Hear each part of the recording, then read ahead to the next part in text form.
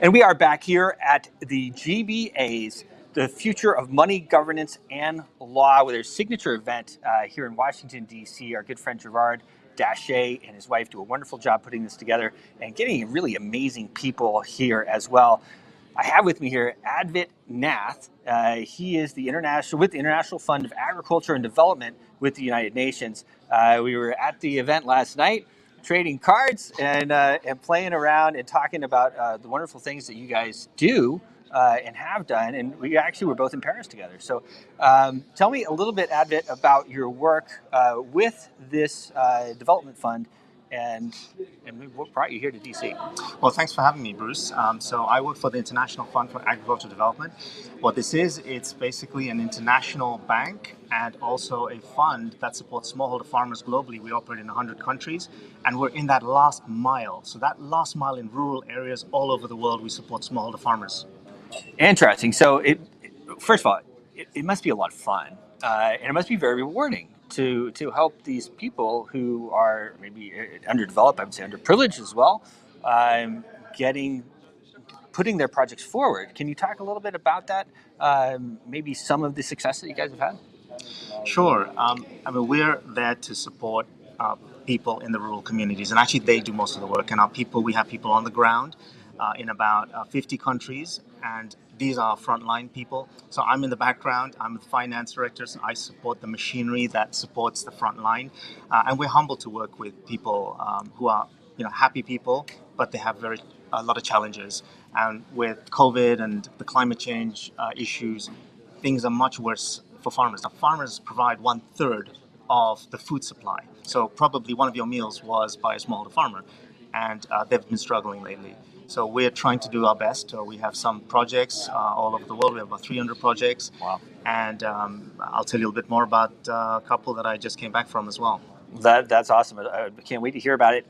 So now COVID, it really impacted so many things. I mean, even my daughter's school, she's at 14 now. We're getting her into high school. We're taking her on, but things changed even at that level. You know what I mean?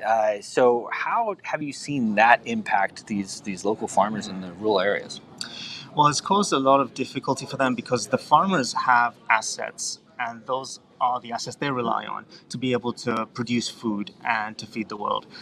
The problem is when they get into difficulty because COVID caused massive difficulties for them personally, they had to sell off a lot of their assets. And that means they can't produce food because they had to focus on feeding themselves. Yep. So the issues that we're seeing with COVID and climate and also just lack of access for technology is causing our farmers to not have the ability to do what they do. So we're trying to also provide financing to them. That's one of the big things we do. We issue sustainable bonds on the capital markets.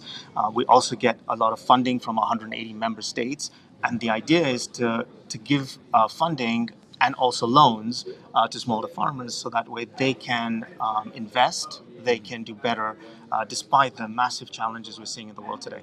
Interesting. So how does that work for a local or rural farmer? I mean, they apply for a grant. I guess they apply at the UN or some, maybe your site. Yeah, there's a process. So the way it works is we work a lot through governments because we have programs that the governments say that these are their national priorities. I got it. We guide them as well. We work with them on making sure that, for example, women farmers are given more resources, given more opportunities, as well as youth, because we're focused on trying to empower folks in the field.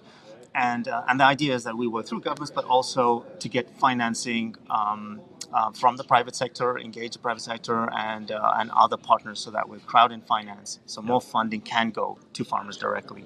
Amazing. So where are you based? Well, it's not a hardship location. It's Rome, Italy, which is really nice. But we work in 50 countries around the world, so I'm on the road often, trying to support our teams as well. Now, are you Italian? I'm not Italian. Okay. No, I'm originally from the Himalayas in India, but I love Italy. And my two kids are born in Italy, so my Okay. daughter and my son are both sort of more Italian than anything else. That's interesting. Well, what a great culture. I mean, I told you my wife is family's from there.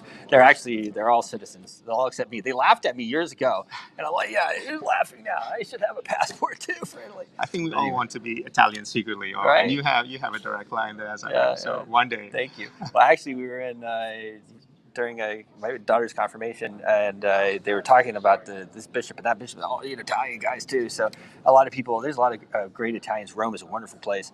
So, amazing work. You did mention that you would talk to maybe about one or two of the instances. I'm super curious. Sure, happy to. I was in Bangladesh recently, and we were there to film some of our projects as well in virtual reality. So Wow. we had a team from Milan that came in there. They put on their patented cameras and they filmed in our projects with the permission of the farmers, of course. Mm-hmm. And what was great is to see how resilient the people in the rural areas are. I was at the bottom, so we would travel from north to south of Bangladesh. We were at the bottom of Bangladesh, and I saw 5 kilometers, or roughly a little less than that in terms of miles, across the water. And all of that was land that farmers were on. And it just disappeared.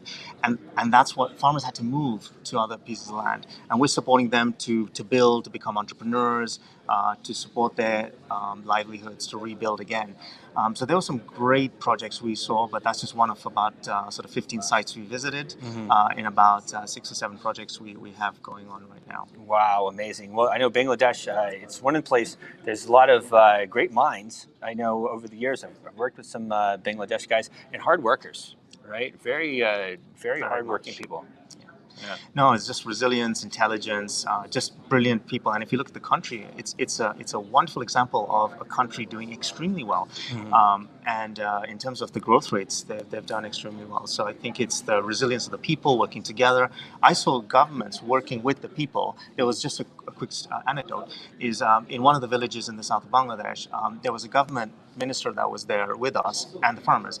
And the farmers said, look, I need you to build a road. I need to have more sort of grass in certain areas to be planted. And what was really amazing for me, having worked in government as well, is that the minister said, okay, one by one, we'll get to it. And you never hear that from bureaucrats. So right. That was really, really impressive. Well, sometimes I see that in the UAE as well, right? It's a smaller bureaucracy, right? And so sometimes you can get stuff done a lot faster, right?